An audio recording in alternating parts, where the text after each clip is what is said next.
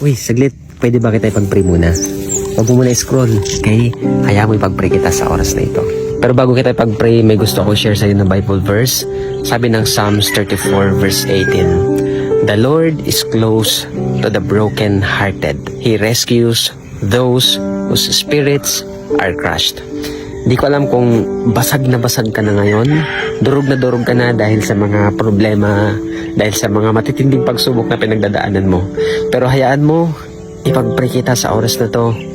At hayaan po natin na buuhin ni Lord muli yung puso mo na nabasag dahil sa mga sitwasyon na napakahirap, dahil sa mga sitwasyon na napakasakit sa buhay mo.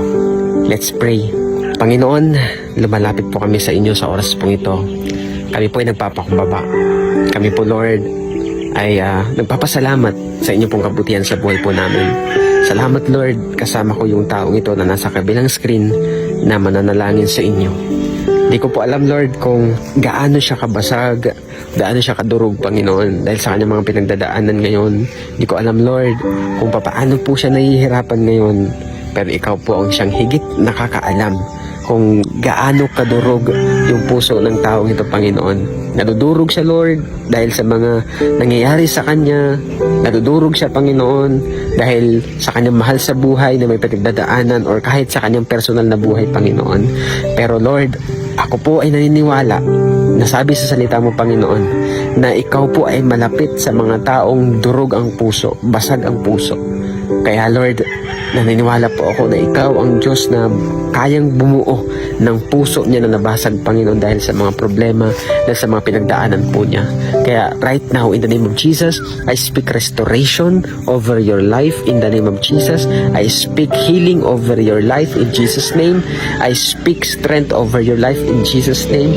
Panginoon, ipadama mo po sa Kanya na ikaw po ay malapit, Panginoon, sa Kanya pong pinagdadaanan ngayon.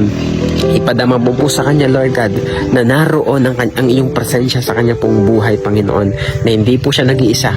Lord, kahit gaano po siya kalugbok ngayon, kahit gaano siya, Panginoon, kadurog ngayon, naniniwala po ako, Lord God, na ikaw po yung kayang magpagaling ng pusong nasugatan, Panginoon. Ikaw po yung kayang bumuo muli ng pusong nasaktan.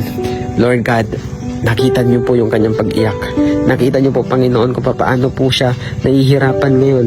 Nakita mo po, Lord, kung paano siya, Lord God, nababasag yung kanyang puso, Panginoon. Dahil nakikita niya sa paligid niya, punong-puno yung paligid niya ng kahirapan, ng kaguluhan, Panginoon, at ng mga mahihirap na sitwasyon. Lord, nilalapit ko po sa inyo yung taong ito. Yakapin mo po siya sa oras na ito habang siya nakikinig sa panalangin ito, Panginoon.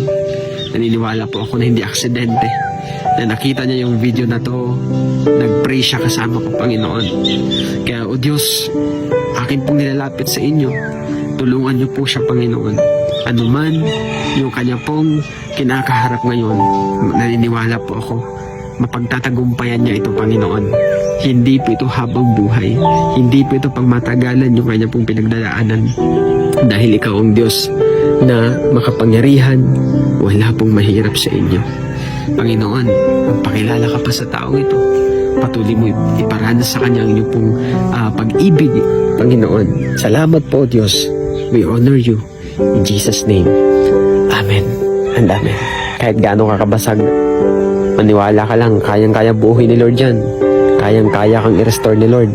Basta maniwala ka lang na si Lord na bahala. Niniwala ako na, sabi dun sa binasa natin, talagang malapit si Lord sa mga broken-hearted.